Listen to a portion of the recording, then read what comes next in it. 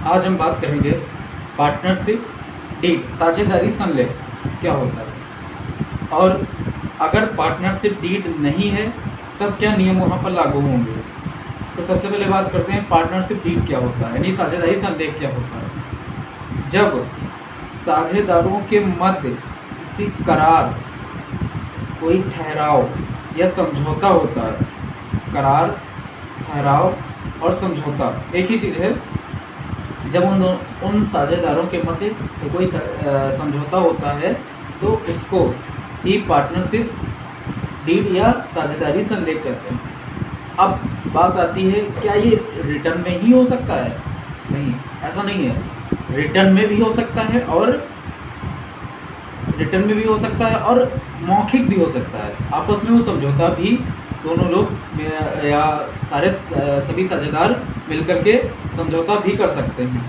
बस अगर रिटर्न में है तो आगे जो विवाद उत्पन्न होंगे, आने वाले समय में अगर कोई विवाद उत्पन्न हो जाता है तो उसको निपटाने में अधिक सहायता मिलती है पार्टनरशिप डीड की मदद से, साझेदारी संलेख की मदद से ज़्यादा मदद मिलेगी। इसीलिए साझेदारी संलेख का होना आवश्यक होता है। ज़रूरी नहीं है, बट ये है कि अगर साझेदारी संलेख है तो किसी अगर विवाद उत्पन्न होता है साझेदारों के मध्य तो उसे निपटाने में आसानी होती है।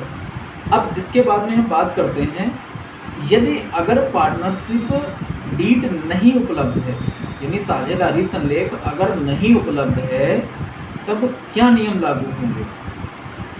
तो अगर साझेदारी संलेख नहीं है तो सबसे पहला नियम, तो वहाँ पर ये नियम लागू होता है कि सभी साझेदार उस व्यापार में संचालन तो करेंगे ही और लाभांश को बांटने के लिए सहमत हो। अगर कोई साझेदार एक्स्ट्रा मनी लाता है, अतिरिक्त पूंजी लाता है, तो उसको 6% की दर से ब्याज दिया जाएगा।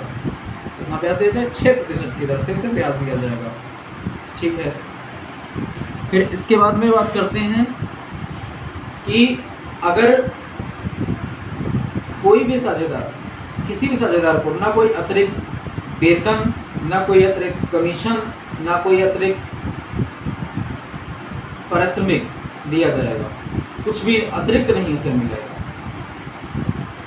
और यदि फर्म की कोई भी संपत्ति है तो वह फर्म की ही संपत्ति मानी जाएगी। यदि कोई बिजनेस में कोई संपत्ति लगी है तो उसे बिजनेस की ही संपत्ति माना जाएगा, उसे अपने पर्सनल यूज़ के लिए नहीं लिया जा सकता है। और जब फर्म का विघटन होगा, यानी साझेदारी संलेख, जब साझेदारी जब कभी विघटन होगी तो उसे आपस में बांट दिया जाएगा। और किसी भी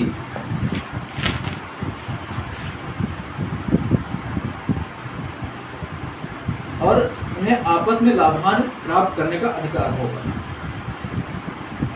और कोई भी अगर साझेदार आहरण करता है तो उस पर कोई भी ब्याज नहीं दिया जाएगा। अगर कोई साझेदार गुप्त लाभ कमाता है तो उसे सभी साझेदारों में बांटा जाएगा।